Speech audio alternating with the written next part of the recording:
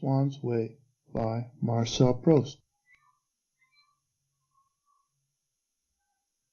One evening, when Swann had consented to dine with the Verduns, and had mentioned during dinner that he had to attend next day the annual banquet of an old comrades' association, Odette had at once exclaimed across the table, in front of everyone, in front of Forqueville, who was now one of the faithful, in front of the painter, in front of Cottard, "Yes, I know you have your banquet tomorrow.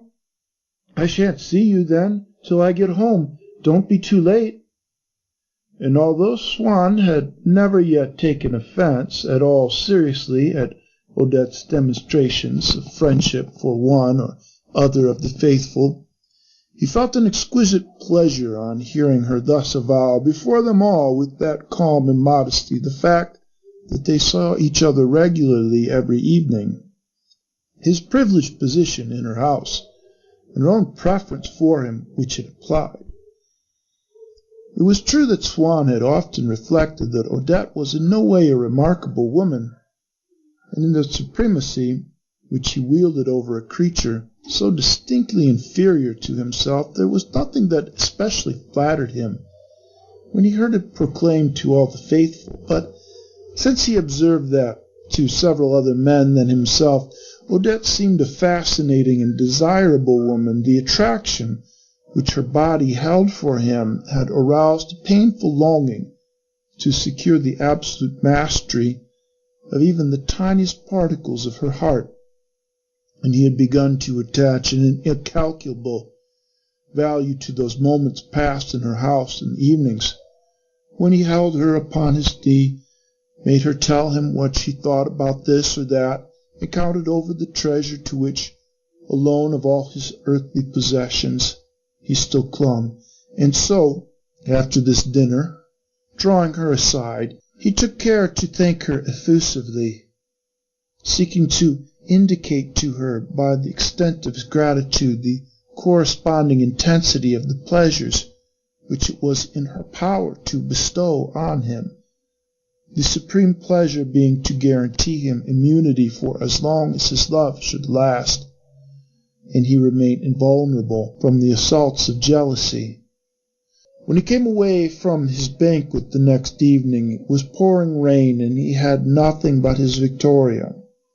A friend offered to take him home in a closed carriage, and as Odette, by the fact of her having invited him to come, had laid him an assurance that she was expecting no one else, he could, with a quiet mind and an untroubled heart, rather than set off thus in the rain, have gone home and to bed.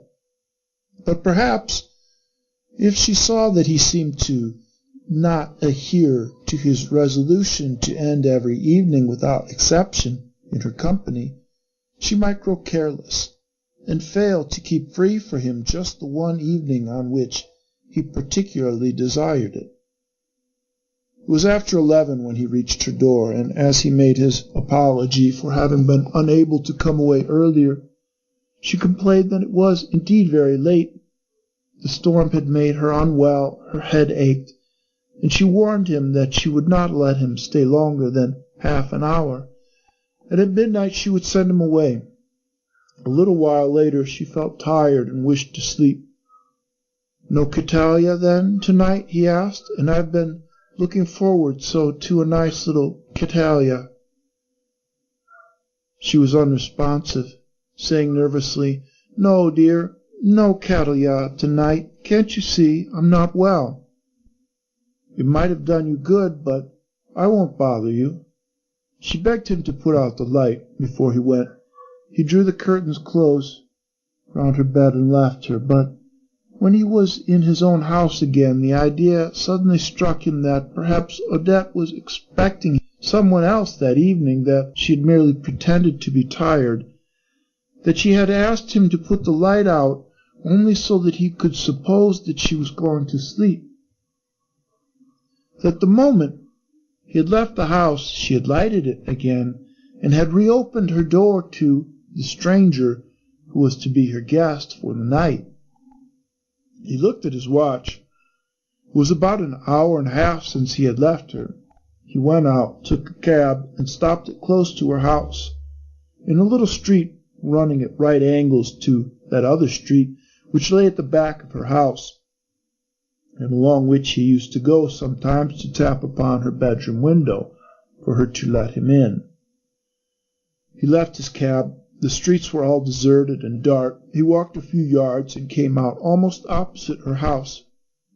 Amid the glimmering blackness of all the row of windows, the lights in which had long since been put out, he saw one, and only one, from which overflowed between the slats of its shutters, dozed like wine-press over its mysterious golden juice, the light that filled the room within, a light which on so many evenings, as soon as he saw it far off, as he turned into the street, had rejoiced his heart with its message, "She is there, expecting you," and now tortured him with, "She is there, with the man she was expecting."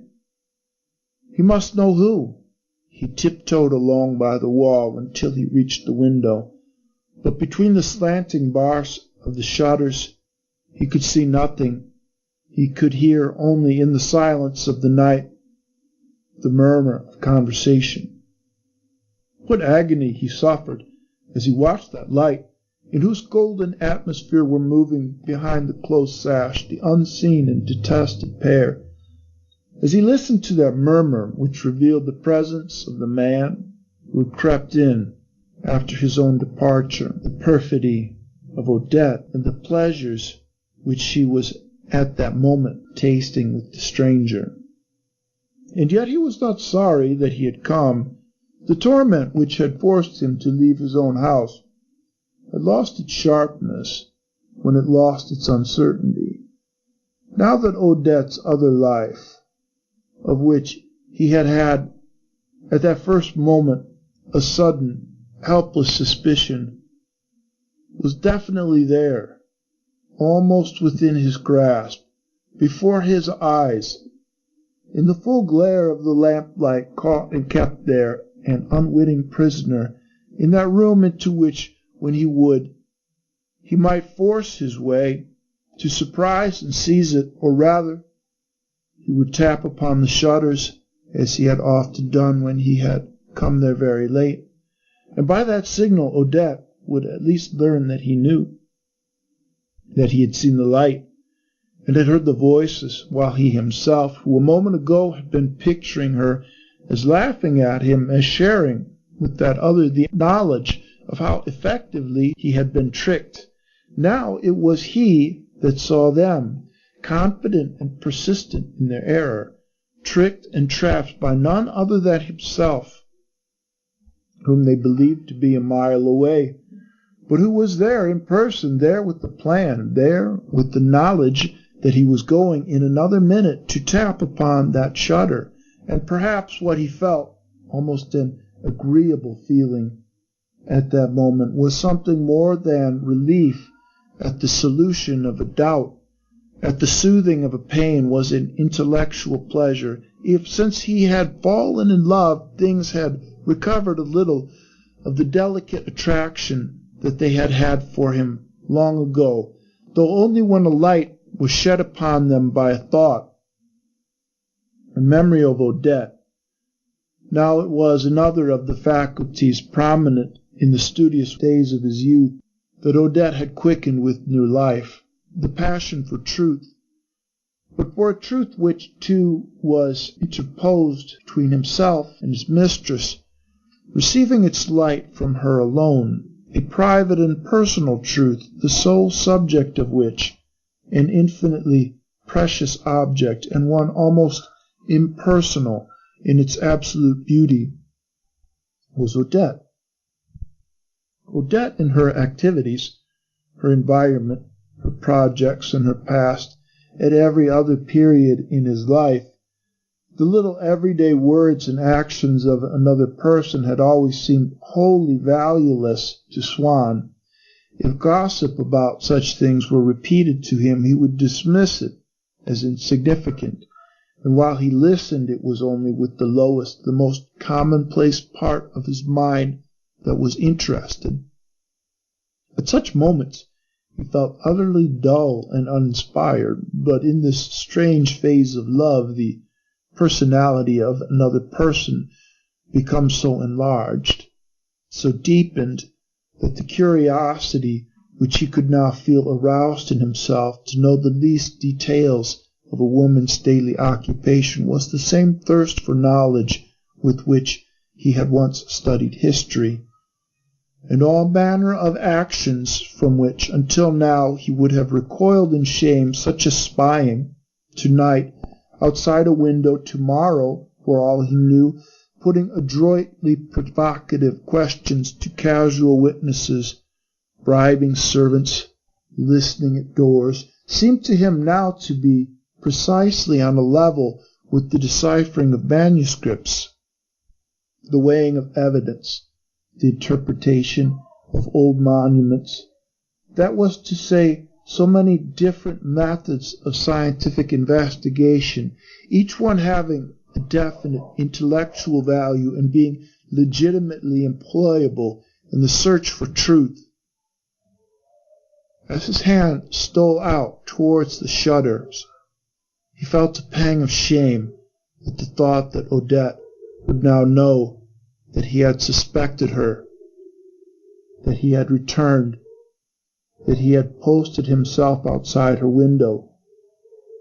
She had often told him what a horror she had of jealous men, of lovers who spied.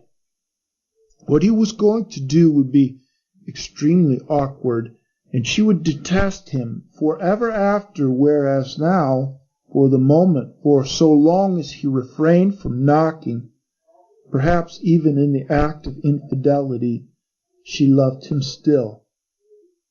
But often is not the prospect of future happiness thus sacrificed to one's impatient insistence upon an immediate gratification? But his desire to know the truth was stronger and seemed to him nobler than his desire for her. He knew that the story of certain events which he would have given his life to be able to reconstruct accurately and in full, was to be read within that window, streaked with bars of light, as within the illuminated golden boards of one of those precious manuscripts, by whose wealth of artistic treasures the scholar who consults them cannot remain unmoved.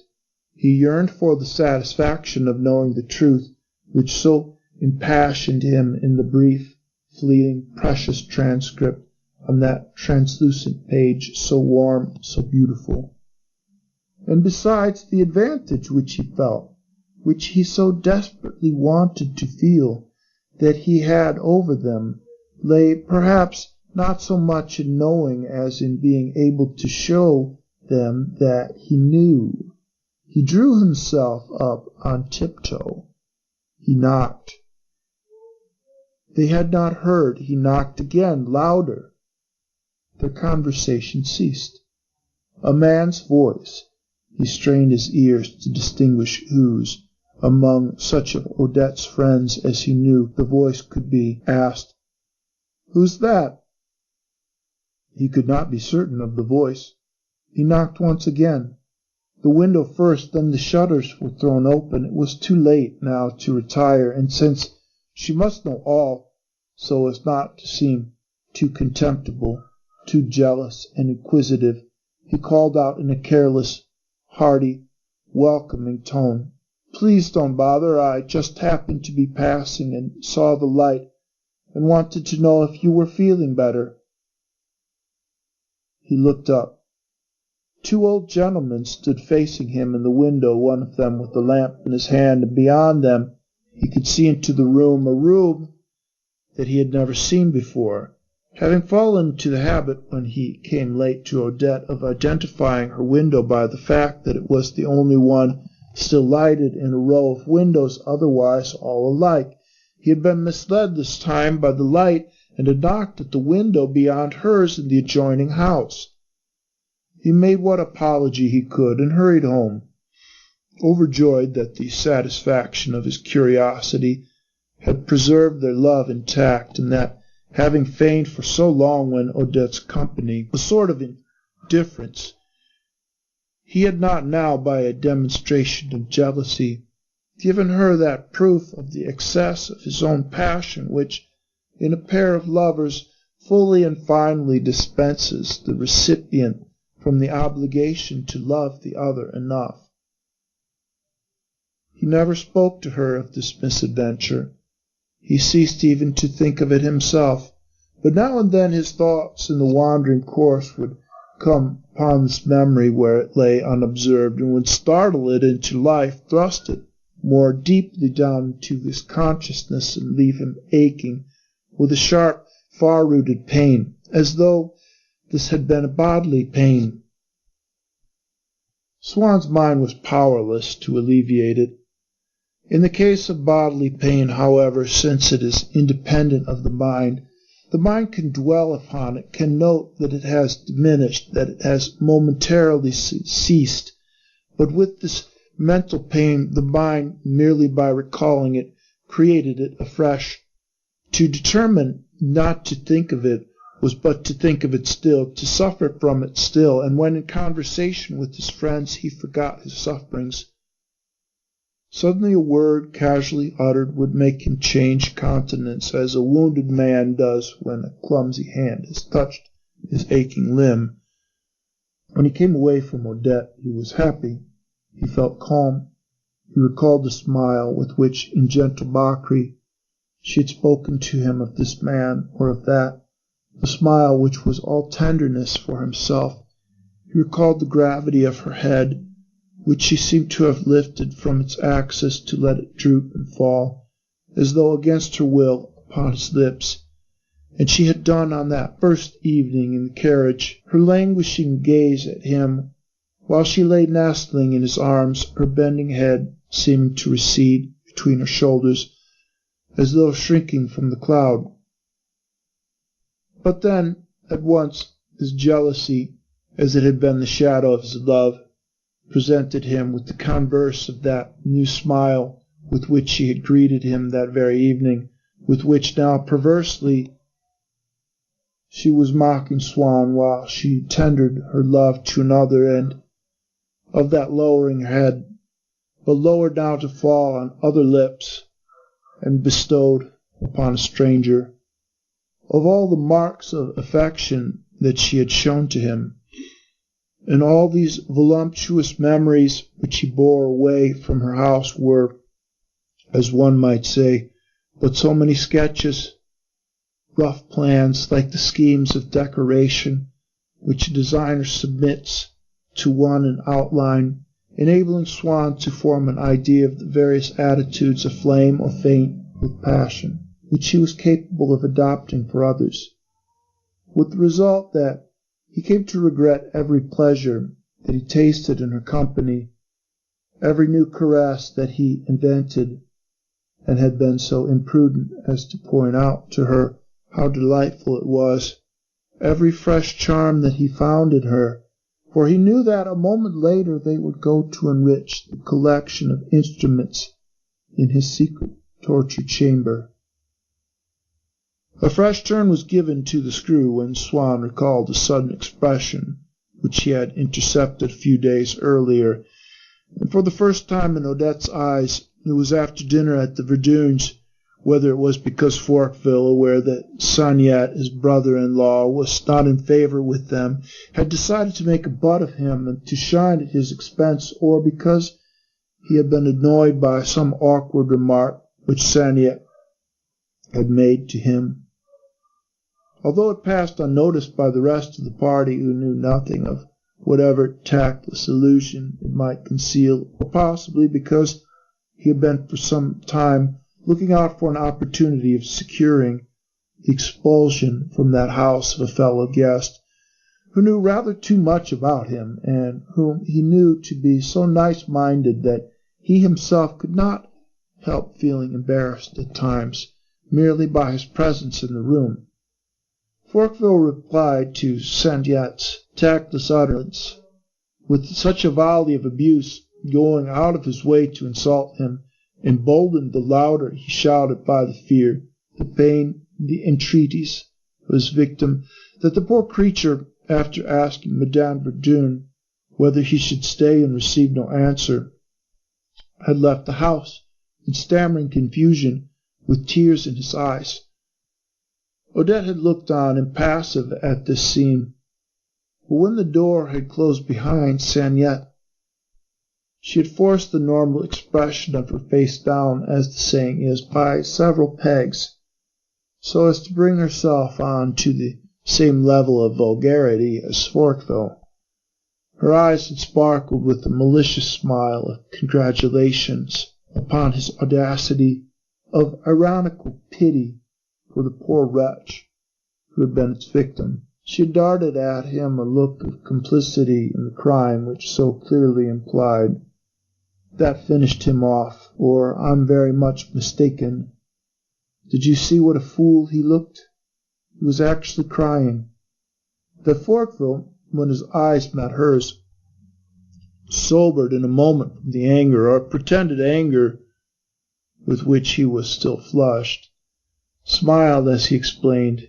He needed only have made himself pleasant, and he'd have been here still. A good scolding does a man no harm at any time. One day, when Swann had gone out early in the afternoon to pay a call, he had failed to find the person at home whom he wished to see.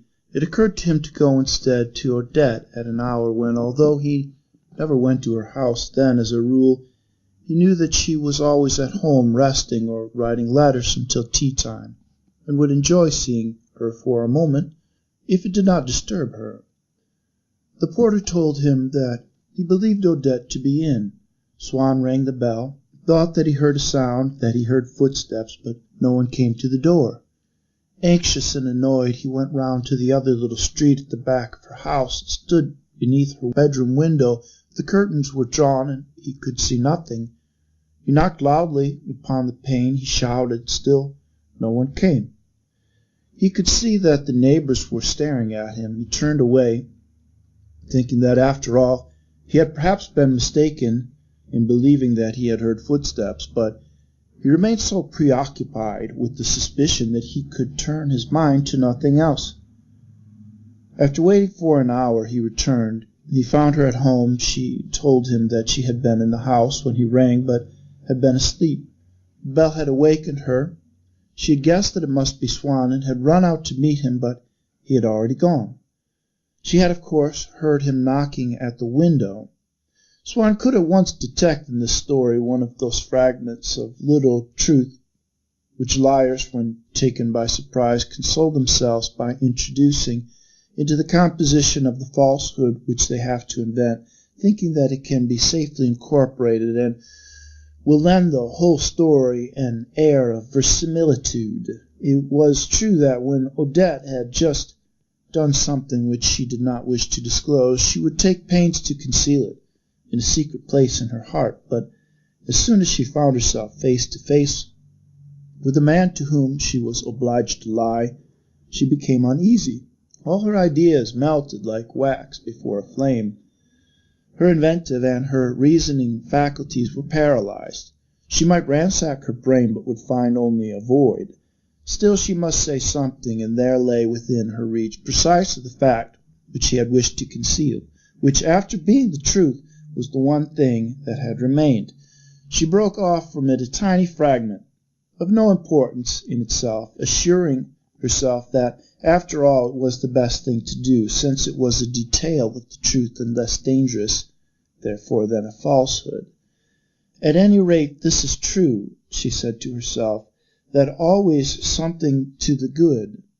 He may make inquiries. He will see that this is true. It won't be this, anyhow, that will give me away. But she was wrong.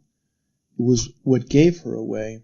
She had not taken into account that this fragmentary detail of the truth had sharp edges, which could not be made to fit in, except to those contiguous fragments of the truth from which she had arbitrarily detached it, edges which, whatever the fictitious details in which she might embed it, would continue to show by their overlapping angles and by the gaps which she had forgotten to fill. that its proper place was elsewhere. She admits that she heard me ring and then knock, that she knew it was myself, that she wanted to see me. Swann thought to himself, but that doesn't correspond with the fact that she did not let me in. In fact, however, as he drew attention to this inconsistency, for he thought that, if left to herself, Odette might perhaps produce some falsehood which would give him a faint indication of the truth.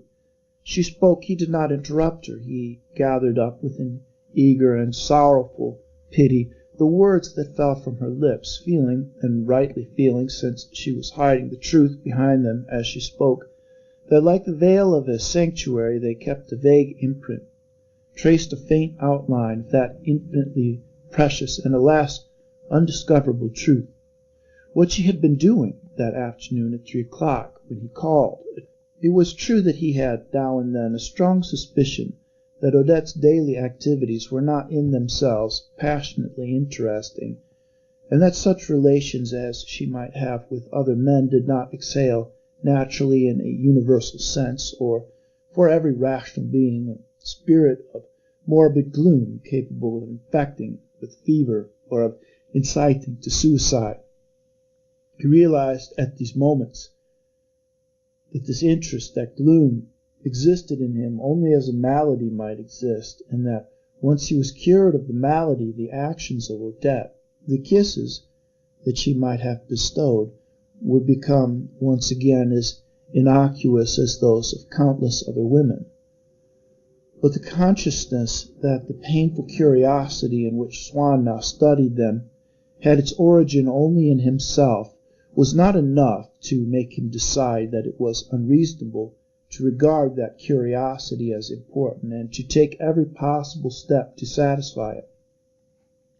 Swann had, in fact, reached an age the philosophy of which, supported in his case by the current philosophy of the day, as well as by that of the circle in which he had spent most of his life, the group that surrounded the Princess de Slums, in which one's intelligence was understood to increase with the strength of one's disbelief in everything, and nothing real and incontestable was to be discovered except the individual tastes of each of its members, is no longer that of youth, but a positive, almost a medical philosophy, the philosophy of men who, instead of fixing their aspirations upon external objects, endeavor to separate from the accumulation of the years already spent a definite residue of habits and passions which they can regard as characteristic and permanent, and with which they will deliberately arrange before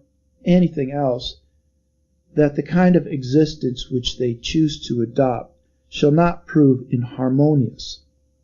Swann deemed it wise to make allowance in his life for the suffering which he derived from not knowing what Odette had done, just as he had made allowance for the impetus which a damp climate always gave to his eczema, to anticipate in his budget the expenditure of a considerable sum on procuring, with regard to the daily occupations of Odette, information the lack of which would make him unhappy, just as he reserved a margin for the gratification of other tastes from which he knew that pleasure was to be expected, at least before he had fallen in love, such as his taste for collecting things or for good cooking. When he proposed to take leave of Odette and to return home, she begged him to stay a little longer, and even forcibly detained him, seizing him by the arm as he was opening the door to go. But he gave no thought to that, for among the gestures and speeches and other little incidents which go to make up a conversation, it is inevitable that we should pass without noticing anything that arouses our interest by those that hide a truth for which our suspicions are blindly searching, whereas we stop to examine others beneath which nothing lies concealed. She kept on saying, "What a dreadful pity you never come by any chance in the afternoon, and the one time you do come, then I miss you." He knew very well that she was not sufficiently in love with him to be so keenly distressed merely at having missed his visit. But as she was a good-natured woman, anxious to give him pleasure and often sorry when she had done nothing that annoyed him, he found it quite natural that she should be sorry on this occasion that she had deprived him of that pleasure of spending an hour in her company, which was so very great a pleasure, if not to herself, at any rate to him.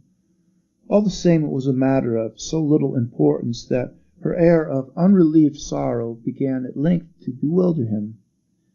She reminded him, even more than was usual, of the faces of some of the women created by the painter of the Primavera.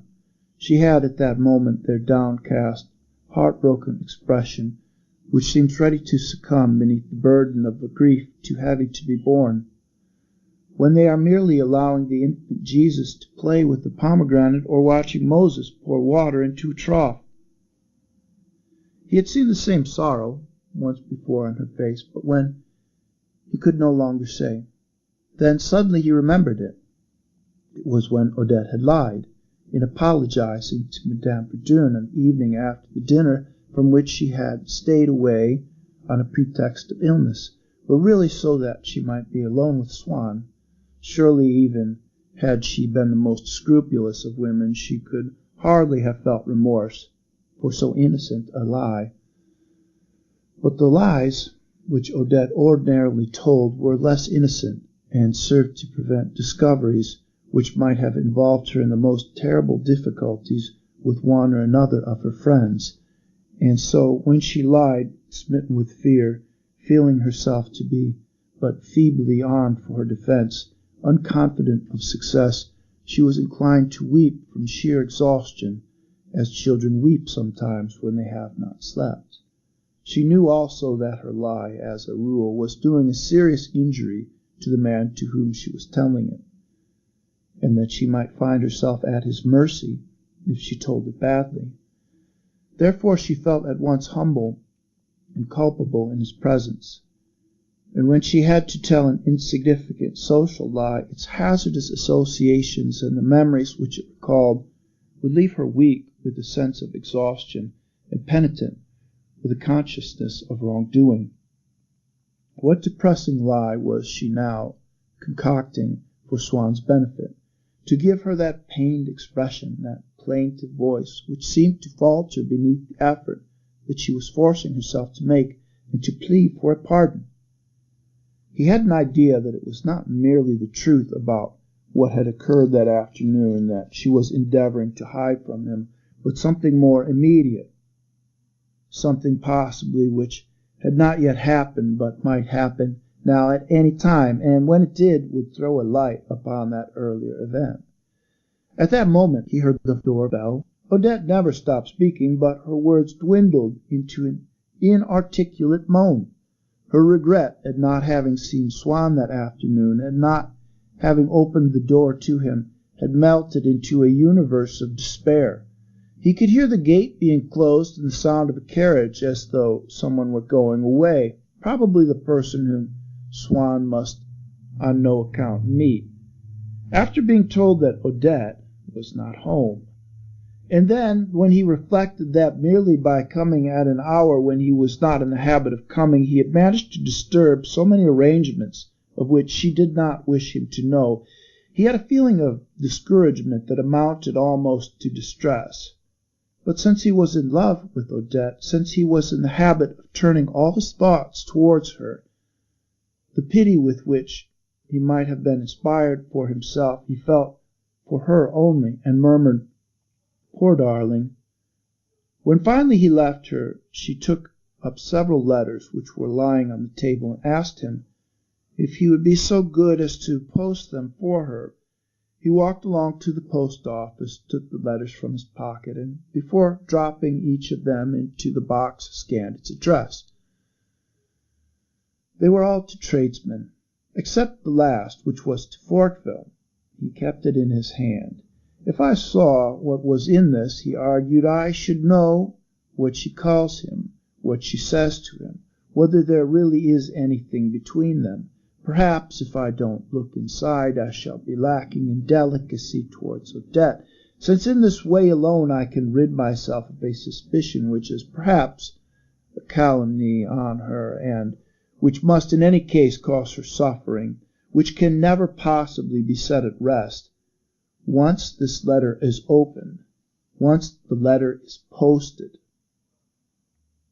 He left the post office and went home. But he had kept the last letter in his pocket. He lighted a candle and held it up close to its flame, the envelope which he had dared not open.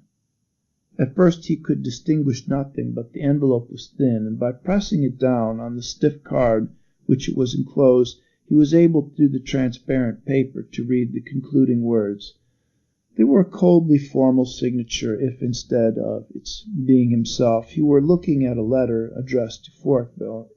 It had been Forqueville who had read a letter addressed to Swann. He might have found words in it of another, a far more tender kind. He took a firm hold of the card, which was sliding to and fro, the envelope being too large for it, and then by moving it with his finger and thumb, brought one line after another beneath the part of the envelope where the paper was not doubled, through which alone it was possible to read. In spite of all these maneuvers, he could not make it out clearly. Not that it mattered, for he had seen enough to assure himself that the letter was about some trifling incident of no importance, and had nothing at all to do with love. It was something to do with Odette's uncle. Swann had read quite plainly at the beginning of the line, "I was right," but did not understand what Odette had been right in doing, until suddenly a word which he had not been able at first to decipher came to light and made the whole sentence intelligible. "I was right to open the door. It was my uncle." To open the door. Then Forqueville had been there when Swann rang the bell, and she had sent him away, hence the sound that Swann had heard. After that he read the whole letter. At the end she apologized for having treated Forqueville with so little ceremony, and reminded him that he had left his cigarette case at her house, precisely what she had written to Swann after one of his first visits. But to Swann she had added, "Why did you not forget your heart also? I should never have let you have that back." To Forqueville nothing of that sort. No allusion that could suggest any intrigue between them, and really he was obliged to admit that in all this business Forqueville had been worse treated than himself, since Odette was writing to him to make him believe that her visitor had been an uncle, from which it followed that he, Swann, was the man to whom she attached importance, and for whose sake she had sent the other away. And yet, if there had been nothing between Odette and Forqueville, why not have opened the door at once? Why have said I was right to open the door? It was my uncle. Right? If she was doing nothing wrong at that moment, how could Forqueville possibly have accounted for her not opening the door? For a time Swann stood there still, heartbroken, bewildered, and yet happy, gazing at this envelope which Odette had handed to him without a scruple. So absolute was her trust in his honor. Through its transparent window there had been disclosed to him, with the secret history of an ancient, which he had despaired of ever being able to learn, a fragment of the life of Odette, seen as through a narrow, luminous incision cut into its surface without her knowledge. Then his jealousy rejoiced at the discovery, as though that jealousy had had an independent existence, fiercely egotistical, gluttonous of everything that would feed its vitality, even at the expense of Swann himself. Now it had food in store, and Swann could begin to grow uneasy afresh every evening over the visits that Odette had received about 5 o'clock, and could seek to discover where Forqueville had been at that hour, for Swann's affection for Odette still preserved the form which had been posed on it from the beginning by his ignorance of the occupations in which she passed her days, as well as by the mental lethargy which prevented him from supplementing that ignorance by imagination.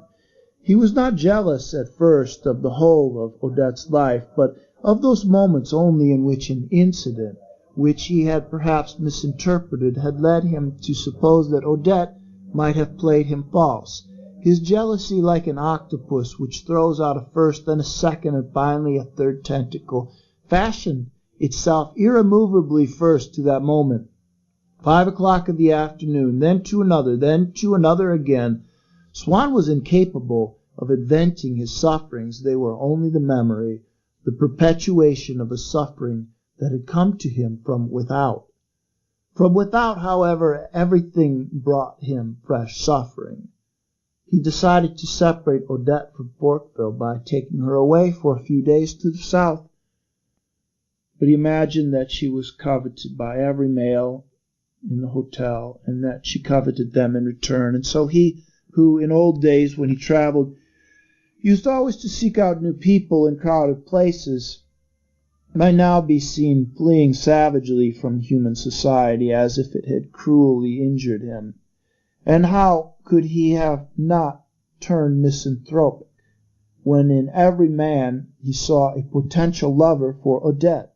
Thus his jealousy did even more than the happy, passionate desire which he had originally felt for Odette had done to alter Swann's character, completely changing in the eyes of the world even the outward signs by which that character had been intelligible. A month after the evening on which he had intercepted and read Odette's letter to Forqueville, Swann went to a dinner which the Verdunes were giving in the Bois. As the party was breaking up, he noticed a series of whispered discussions between Madame Verdun and several of her guests. He thought that he heard the pianist being reminded to come next day to a party at Chateau. Now he, Swann, had not been invited to any party. The Verduns had spoken only in whispers and vague terms, but the painter, perhaps without thinking, shouted out, "There must be no lights of any sort, and he must play the Moonlight Sonata in the dark for us to see by." Madame Verdun, seeing that Swann was within earshot, assumed that expression in which the twofold desire to make the speaker be quiet and to preserve oneself an appearance of guilelessness in the eyes of the listener is neutralized in an intense vacuity, in which the unflinching signs of intelligent complicity are overlaid by the smiles of innocence, an expression invariably adopted by any one who has noticed a blunder, the enormity of which is thereby at once revealed, if not to those who have made it, at any rate to him in whose hearing it ought not to have been made. Odette seemed suddenly to be in despair, as though she had decided not to struggle any longer against the crushing difficulties of life, and Swann was anxiously counting the minutes that still separated him from the point at which, after leaving the restaurant while he drove home, he would be able to ask for an explanation, to make her promise either that she would not go to Chateau next day, or that she would procure an invitation for him also, and to lull to rest in her arms the anguish that still tormented him. At last the carriages were ordered. Madame Verdun said to Swann, "Good-bye, then. We shall see you soon, I hope," trying by the friendliness of her manner and the constraint of her smile to prevent him from noticing that she was not saying, as she would always have until then, "Tomorrow, then, at Chateau, and at my house the day after." Madame Verdun made Forqueville get into their carriage. Swann's was drawn up behind it, and he waited for theirs to start before helping Odette into his own. "Odette will take you," said Madame Verdun. "We've kept a little corner specially for you, besides Monsieur de Forqueville." "Yes," said Odette meekly. "What? I thought I was to take you home," cried Swann, flinging discretion to the winds, for the carriage door hung open, time was precious, and he could not, in his present state, go home without her. "But Madame Verdun has asked me." "That's all right. You can quite well go home alone. We've left you like this dozens of times," said Madame Verdun. "But I had something important to tell." "Very well, you can write it to her instead." "Good-bye," said Odette, holding out her hand. He tried hard to smile, but he could only succeed in looking utterly dejected. "What do you think of the airs that Swann is pleased to put on with us?" Madame Verdun asked her husband when they had reached home. "I was afraid he was going to eat me, simply because we offered to take Odette back. It really is too bad, that sort of thing. Why doesn't he say, straight out, that we keep a disorderly house? I can't conceive how Odette can stand such manners. He positively seems to be saying all the time, 'You belong to me.' I shall tell Odette exactly what I think about it all, and I hope she will have the sense to understand me."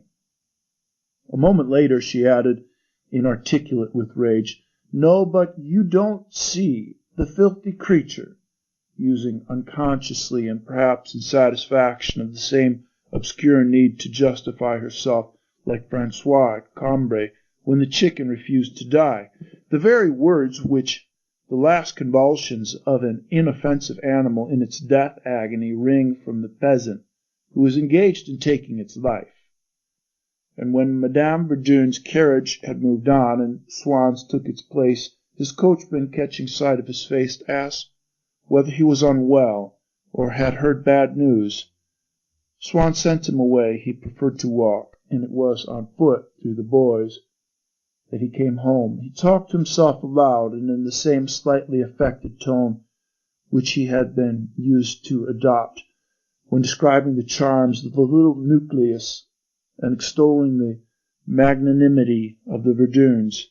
But just as the conversation, the smiles, the kisses of Odette became as odious to him as he had once found them charming, if they were diverted to others than himself, so the Verduns' drawing-room, which not an hour before had still seemed to him amusing, inspired with a genuine feeling for art, and even with a sort of moral aristocracy, now that it was another than himself whom Odette was going to meet there, to love there without restraint, laid bare to him all its absurdities, its stupidity, its shame.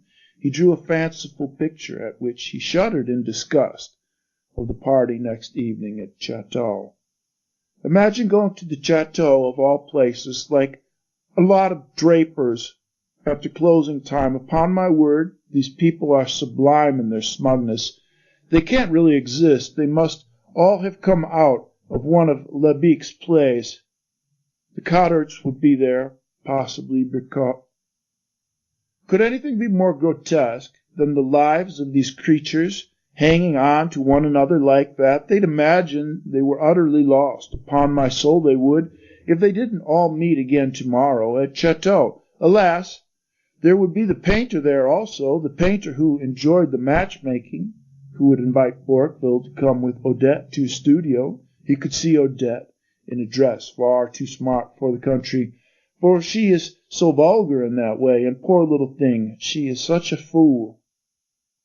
He could hear the jokes that Madame Verdun would make after dinner, jokes which, whoever the bore might be at whom they were aimed, had always amused him, because he could watch Odette laughing at them, laughing with him, her laughter almost a part of his. Now that he felt that it was possibly at him that they would make Odette laugh, "What a fetid form of humor!" he exclaimed, twisting his mouth into an expression of disgust so violent that he could feel the muscles of his throat stiffen against his collar. "How in God's name can a creature made in his image find anything to laugh at in those nauseating witticisms? The least sensitive nose must be driven away in horror from such stale exhalations. It is really impossible to believe that any human being is capable of understanding that, in allowing herself merely to smile at the expense of a fellow creature who has loyally held out his hand to her, she is casting herself into a mire from which it will be impossible, with the best will in the world, ever to rescue her. I dwell so many miles above the puddles in which these filthy little vermin sprawl and crawl and bawl their cheap obscenities, that I cannot possibly be spattered by the witticisms of Verdun," he cried, tossing up his head and arrogantly straightening his body. "God knows that I have honestly attempted to pull Odette out of that sewer, and to teach her to breathe a nobler and purer air. But human patience has its limits, and mine is at an end, he concluded, as though his sacred mission to tear Odette away from an atmosphere of sarcasms dated from longer than a few minutes ago, as though he had not undertaken it only since it had occurred to him that those sarcasms might, perchance, be directed at himself, and might have the effect of detaching Odette from him. He could see the pianist sitting down to play the Moonlight Sonata, and the grimaces of Madame Verdun in terrified anticipation of the wrecking of her nerves by Beethoven's music. "Idiot, liar," he shouted, "and a creature like that imagines that she's fond of art," she would say to Odette after deftly insinuating a few words of praise for Forqueville, as she had so often done for himself. "You can make room for Monsieur de Forqueville there, can't you, Odette? In the dark, codfish, pander." Pander was the name he applied also to that music which would invite them to sit in silence, to dream together, to gaze into each other's eyes, to feel for each other's hands. He felt that there was much to be said, after all, for a sternly censorious attitude towards the arts, such as Plato adopted and Bossuet, and the old school of education in France. In a word, the life which they led at the Verduns, which he had so often described as genuine, seemed to him now the worst possible form of life, and their little nucleus the most degraded class of society. "It really is," he repeated, "beneath the lowest rung of the social ladder, the nethermost circle of Dante. Beyond a doubt, the august words of the Florentine refer to the Verduns. When one comes to think of it, surely people in society, and though one may find fault with them now and then, still, after all, they are a very different matter from that gang of blackmailers, show a profound sagacity in refusing to know them, or even to dirty the tips of their fingers with them. With a sound intuition there is in that Noli me tangere motto from the Faubourg Saint-Germain." He had long since emerged from the paths and avenues of the boy. He had almost reached his house, and still, for he had not yet thrown off the intoxication of grief, for his whim of insecurity, he was ever more and more exhilarated by the false intonation, the artificial sonority of his voice. He continued to perorate aloud in the silence of the night.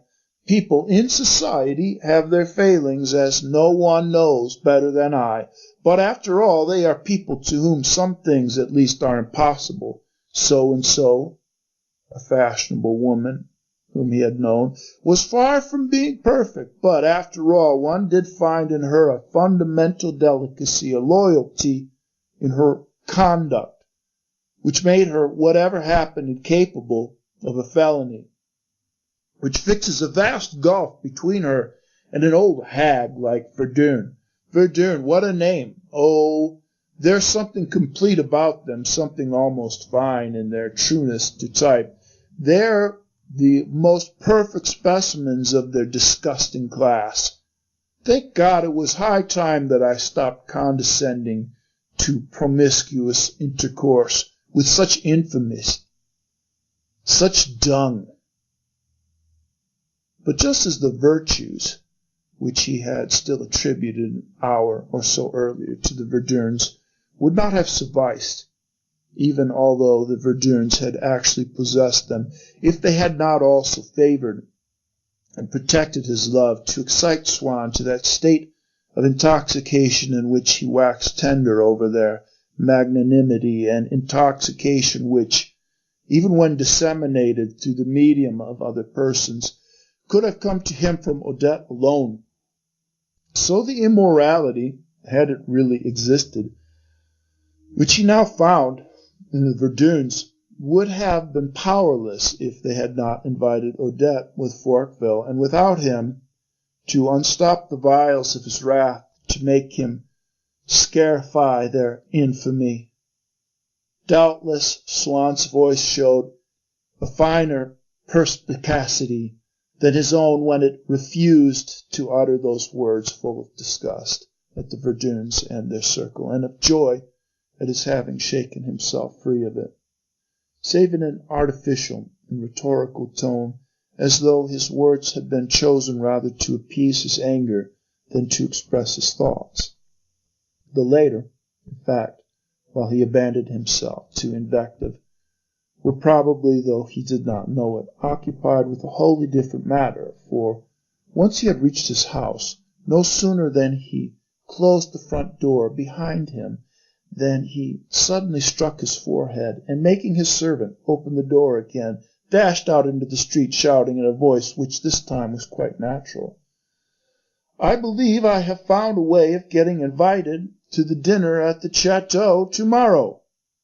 But it must have been a very bad way, for Monsieur Swann was not invited. Dr. Cottard, who, having been summoned to attend a serious case in the country, had not seen the Verduns for some days and had been prevented from appearing at Chateau, said on the evening after this dinner, as he sat down to table at their house, "Why aren't we going to see Monsieur Swann this evening? He is quite what you might call a personal friend." "I sincerely trust that we shan't," cried Madame Verdun. "Heaven preserve us from him. He's too deadly for words, a stupid, ill-bred boor." On hearing these words, Cottard exhibited an intense astonishment, blended with entire submission, as though in the face of a scientific truth, which contradicted everything that he had previously believed, but was supported by an irresistible weight of evidence. With timorous emotion he bowed his head over his plate and merely replied, "Oh, oh, oh, oh, oh," traversing in an orderly retirement of his forces into the depths of his being, along a descending scale, the whole compass of his voice, after which there was no more talk of Swann at the Verduns. And so that drawing-room, which had brought Swann and Odette together, became an obstacle in the way of their meeting. She no longer said to him, as she had said in the early days of their love, "We shall meet anyhow tomorrow evening. There's a supper party at the Verduns, but we shan't be able to meet tomorrow evening. There's a supper party at the Verduns." Or else the Verduns were taking her to the Opera Cinémique to see Une de Cléopâtre, and Swann could read in her eyes the terror lest he should ask her not to go, which but a little time before he could not have refrained from greeting with a kiss as it flitted across the face of his mistress, but which now exasperated him. "Yet I'm not really angry," he assured himself, "when I see how she longs to run away and scratch for maggots in that dunghill cacophony. I'm disappointed, not for myself, but for her. Disappointed to find that after living for more than 6 months in daily contact with myself, she has not been capable of improving her mind even to the point of spontaneously eradicating from it a taste for Victor Mass. More than that, to find that she has not arrived at that stage of understanding that there are evenings on which anyone with the least shade of refinement of feeling should be willing to forego an amusement when she is asked to do so. She ought to have the sense to say, "I shall not go," if it were only from policy, since it is by what she answers now that the quality of her soul will be determined once and for all. And having persuaded himself that it was solely, after all, in order that he might arrive at a favorable estimate of Odette's spiritual worth, that he wished her to stay at home with him that evening instead of going to the Opera Comique, he adopted the same line of reasoning with her with the same degree of insincerity as he used with himself, or even with a degree more, for in her case he was yielding also to the desire to capture her by her own self-esteem. "I swear to you," he told her, shortly before she was to leave for the theater, "that in asking you not to go I should hope, were I a selfish man, for nothing so much as that you should refuse. For I have 1,000 other things to do this evening, and I shall feel that I have been tricked and trapped myself, and shall be thoroughly annoyed if, after all, you tell me that you are not going. But my occupations, my pleasures are not everything. I must think of you also. A day may come when, seeing me irrevocably sundered from you, you will be entitled to reproach me with not having warned you at the decisive hour in which I felt that I was going to pass judgment on you, one of those stern judgments which love cannot long resist. You see, your Ne to Cleopatra, what a title, has no bearing on the point.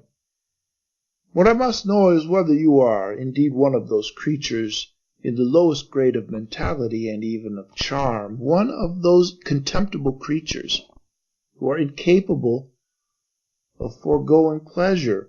For if you are such, how could anyone love you? For you are not even a person, a definite, imperfect, but at least perceptible entity. You are formless water that will trickle down any slope that it may come upon, a fish, devoid of memory, incapable of thought, which all its life long in this aquarium will continue to dash itself 100 times a day against a glass wall, always mistaking it for water.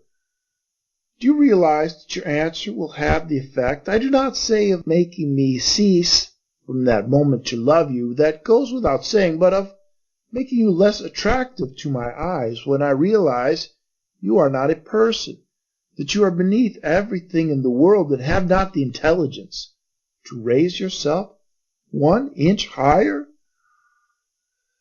Obviously, I should have preferred to ask you, as though it had been a matter of little or no importance, to give up your Ne to Cleopatra, since you compel me to sully my lips with so abject a name, in the hope that you would go to it none the less. But since I had resolved to weigh you in the balance, to make so grave an issue depending on your answer, I consider it more honorable to give you due warning. Meanwhile, Odette had shown signs of increasing emotion.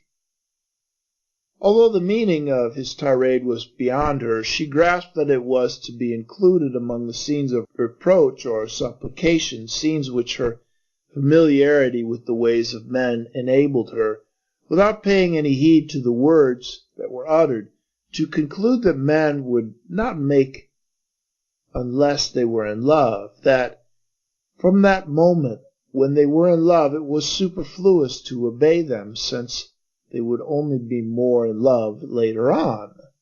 And so she would have heard Swann out with the utmost tranquillity, had she not noticed that it was growing late, and that if he went on speaking for any length of time she would never, as she told him with a fond smile, obstinate but slightly abashed, get there in time for the overture.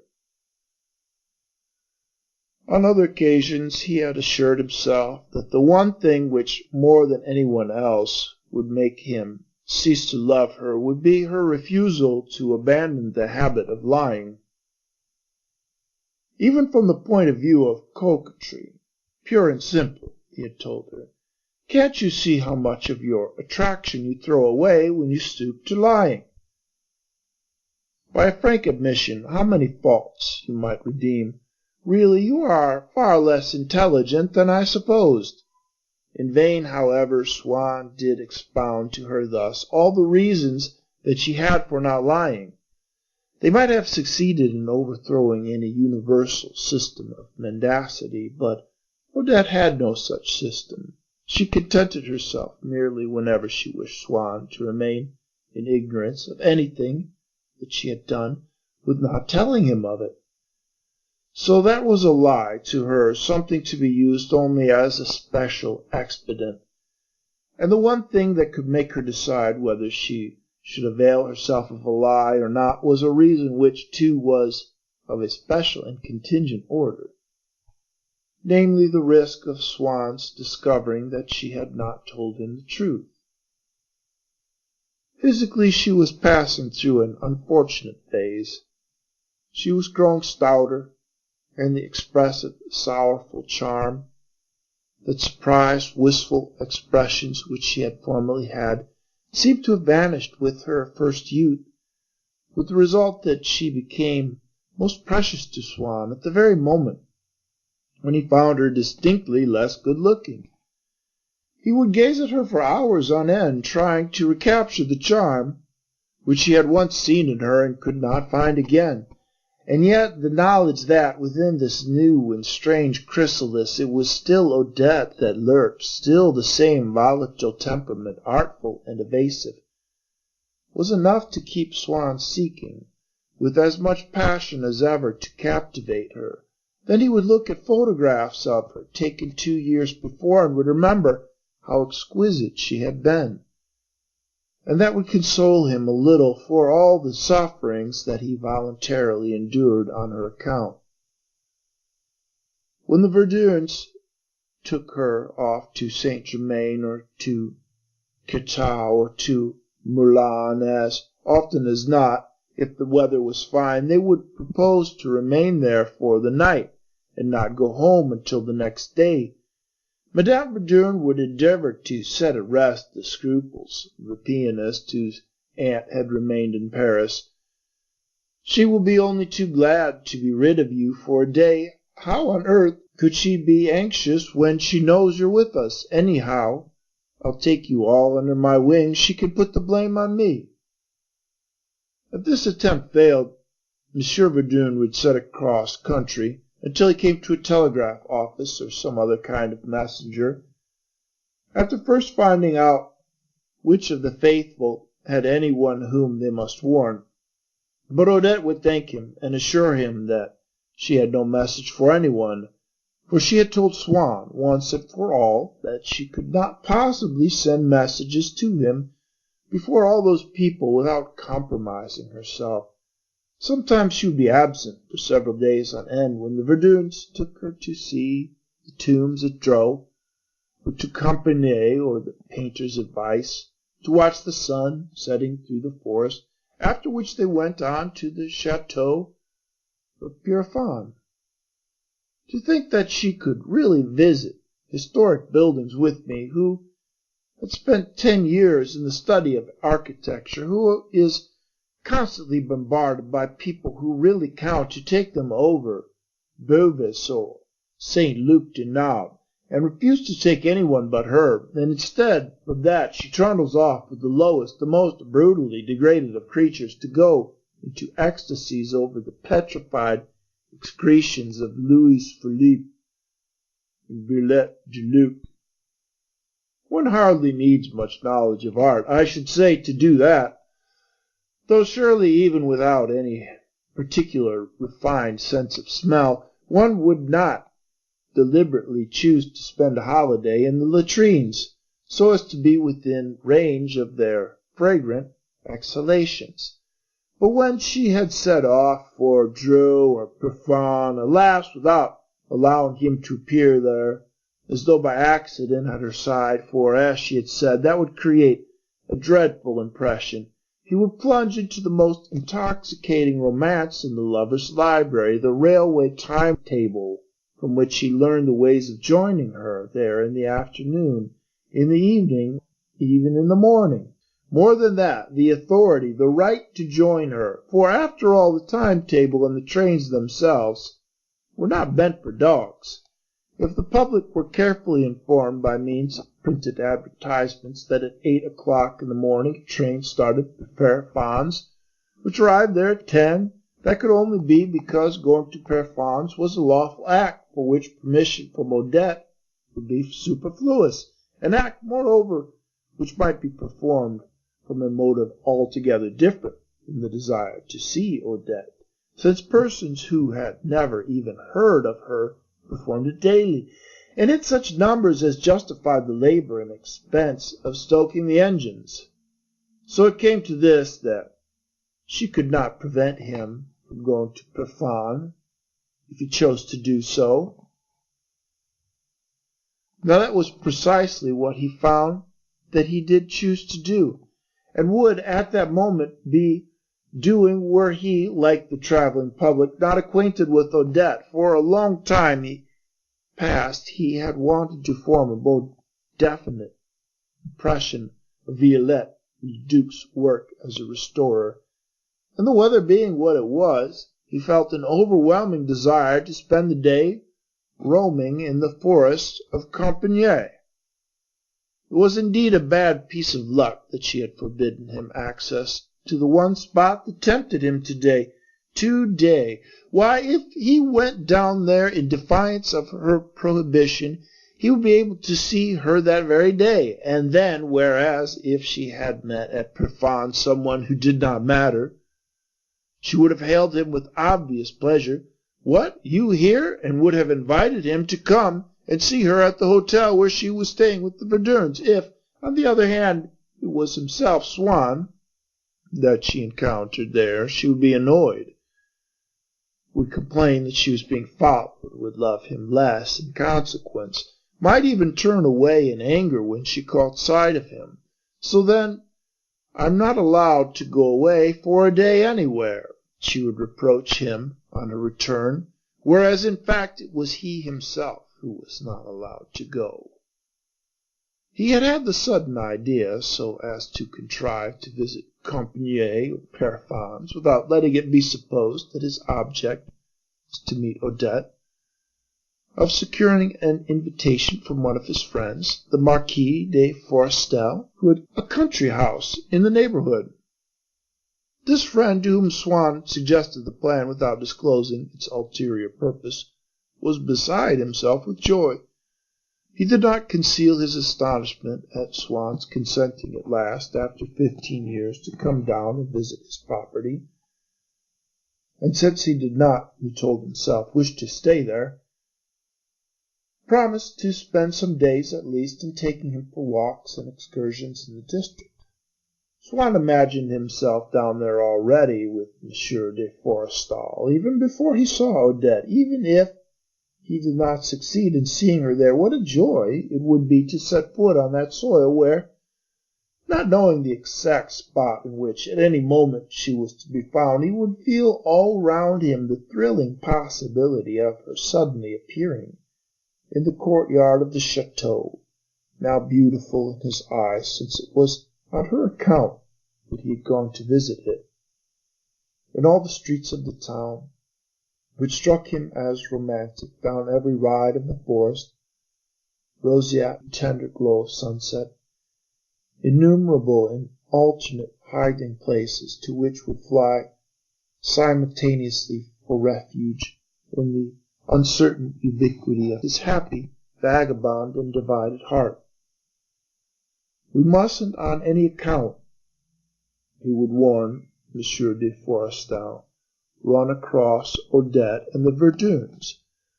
I have just heard that they are at Perfond's, of all places, today. One has plenty of time to see them in Paris. It would hardly be worth while coming down here if one couldn't go a yard without meeting them.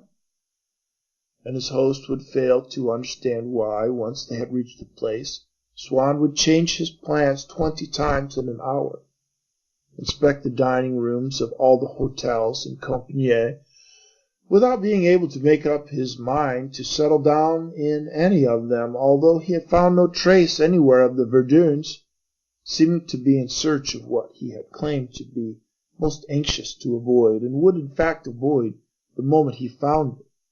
For if he had come upon that little group, he would have hastened away at once with studied indifference, satisfied that he had seen Odette and she him, especially that she had seen him when he was not apparently thinking about her. But no, she would guess at once that it was for her sake that he came there. And when Monsieur de Forestal came to fetch him and it was time to start, he excused himself. No, I'm afraid not. I can't go to Perfond's today. You see, Odette is there.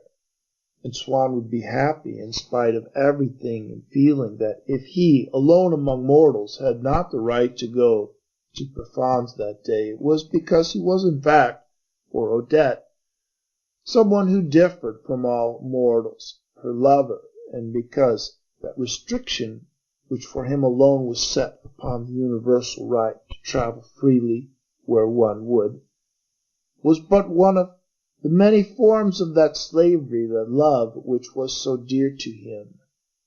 Decidedly, it was better not to risk a quarrel with her, to be patient, to wait for her return. He spent his days in poring over a map of the forest of Compiègne, as though it had been that of the Pays de Trènes. He surrounded himself with photographs of the chateau of Pierrefonds. When the day dawned on which it was possible that she might return, he opened the timetable again, calculated what train she must have taken, and should have postponed her departure. What trains were still left for her to take? He did not leave the house, for fear of missing a telegram. He did not go to bed, in case, having come by the last train, she should decide to surprise him with a midnight visit. Yes, the front door bell rang. There seemed some delay in opening the door. He wanted to awaken the porter. He leaned out of the window to shout to Odette, if it was Odette, for in spite of the orders which had gone downstairs a dozen times to deliver in person, they were quite capable of telling her that he was not at home. It was only a servant coming in. He noticed the incessant rumble of passing carriages, to which he had never before paid attention. He could hear them one after another, a long way off, coming nearer, passing his door without stopping, and bearing away into the distance a message which was not for him. He waited all night to no purpose, for the Verdurns had returned unexpectedly, and Odette had been in Paris since midday. It had not occurred to her to tell him. Not knowing what to do with herself, she had spent the evening alone at the theatre, had long since gone home to bed, and was peacefully asleep. As a matter of fact, she had given him never a thought, and such moments as these, in which she forgot Swann's very existence, were of more value to Odette, did more to attach him to her than all her infidelities, for in this way Swann was kept in a state of painful agitation, which had once before been effective in making his interest blossom into love. On the night when he had failed to find Odette at the Verdurns, and had hunted for her all evening, and he did not have, as I had afterwards at Cambrai in my childhood, happy days in which to forget the sufferings that would return with the night.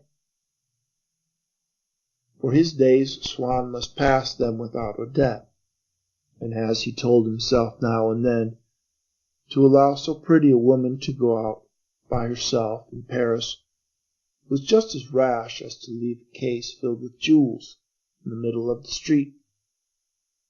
In this moment he would scowl furiously at the passers-by as though they were so many pickpockets, but their faces, a collective and formless mass, escaped the grasp of his imagination, and so failed to feed the flame of his jealousy. The effort exhausted Swann's brain, until, passing his hand over his eyes, he cried out, "Heaven help me!" as people, after lashing themselves into an intellectual frenzy in their endeavors to master the problem of the reality of the external world, or that of the immortality of the soul, afford relief to their weary brains by an unreasoning act of faith. But the thought of his absent mistress was incessantly, indissolubly blended with all the simplest actions of Swann's daily life. When he took his meals, opened his letters, went out for a walk or to bed, by the fact of his regret at having to perform those actions without her, like those initials of Philibert the Fair, which in the church of Bro, because of her grief, her longing for him, Margaret of Austria, intertwined everywhere with her own, On some days, instead of staying at home, he would go for luncheon to a restaurant not far off, to which he had been attracted some time before by the excellence of its cookery, but to which he now went only for one of those reasons, at once mythical and absurd, which people call romantic, because this restaurant, which, by the way, still exists, bore the same name as the street in which Odette lived, the La Pérouse. Sometimes, when she had been away on a short visit somewhere, several days would elapse before she thought of letting him know that she had returned to Paris. And then she would say quite simply, without taking, as she once had taken, the precaution of covering herself at all costs with a little fragrant borrowed from the truth, that she had just at that very moment arrived by the morning train. Whatever she said was a falsehood, at least for Odette it was a falsehood inconsistent, lacking what it would have had, if true, the support of her memory of her actual arrival at the station. She was even prevented from forming a mental picture of what she was saying while she said it, by the contradictory picture in her mind of whatever quite different thing she had indeed been doing at the moment when she pretended to have been alighting from the train. In Swann's mind, however, these words, meeting no opposition, settled and hardened until they assumed the indestructibility of a truth so indubitable that if some friend happened to tell him that he had come by the same train and had not seen Odette, Swann would have been convinced that it was his friend who had made a mistake as to the hour or the day, since his version did not agree with the words uttered by Odette. These words had never appeared to him false, except when, before hearing them, he had suspected that they were going to be. For him to believe that she was lying, an anticipatory suspicion was indispensable. It was also, however, sufficient, given that everything that Odette might say appeared to him suspect. Did she mention a name? It was obviously that of one of her lovers.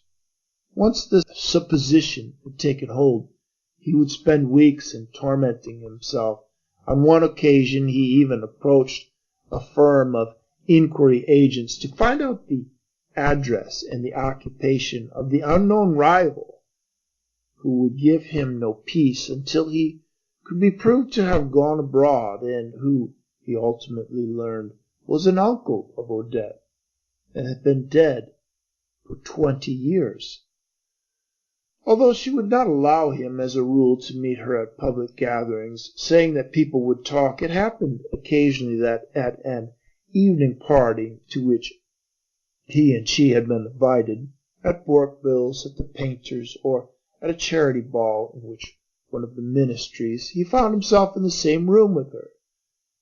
He could see her, but dared not remain for fear of annoying her by seeming to be spying upon the pleasures which she tasted in other company, pleasures which, while he drove himself home in utter loneliness and went to bed as anxious as I myself go to bed, some years later, on the evening when he came to dine with us in Cambrai, seemed illimitable to him, since he had not been able to see their end.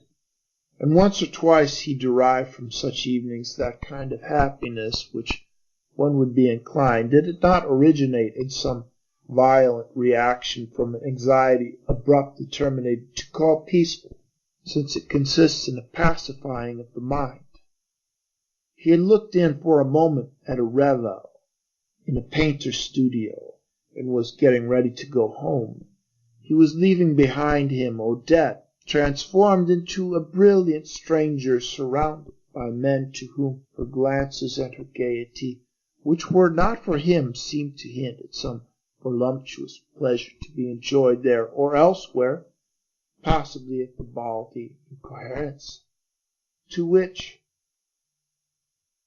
he trembled to think that she might be going on afterwards, which made Swann more jealous than the thought of their actual physical union, since it was more difficult to imagine he was opening the door to go when he heard himself call back in these words, which, by cutting off from the party that possible ending which had so appalled him, made the party itself seem innocent in retrospect, made Odette's return home a thing no longer inconceivable and terrible, but tender and familiar, a thing that kept close to his side like a part of his own daily life, and his carriage a thing that stripped Odette herself of the excess of brilliance and gaiety in her appearance, showed that it was only a disguise which she had assumed for a moment, for his sake, and not to view of any mysterious pleasures, a disguise of which she had already wearied. In these words, which Odette flung out after him as he was crossing the threshold, "Can't you wait a minute for me? I'm just going. We'll drive back together and you can drop me." It was true that on one occasion Forqueville had asked to be driven home at the same time, but when, on reaching Odette's gate, he had begged to be allowed to come in too, she had replied with the finger pointed at Swann, "Ah, that depends on this gentleman. You must ask him. Very well, you may come in just for a minute, if you insist, but you mustn't stay long, for I warn you he likes to sit and talk quietly with me, and he's not at all pleased if I have visitors when he's here. Oh, if you only knew the creature as I know him! Isn't that so, my love? There's no one that really knows you, is there, except me?" And Swann was perhaps even more touched by the spectacle of her addressing him thus in front of Forqueville, not only in these tender words of predilection, but also with certain criticisms, such as, "I feel sure you haven't written yet to your friends about dining with them on Sunday. You needn't go if you don't want to, but you might at least be polite. Or, now you have left your essay on Vermeer here, so that you can do a little more on it tomorrow? What a lazy bones! I'm going to make you work, I can tell you," which proved that Odette kept herself in touch with his social engagements and his literary work, that they had indeed a common in life, and as she spoke, she bestowed on him a smile which he interpreted as meaning that she was entirely his.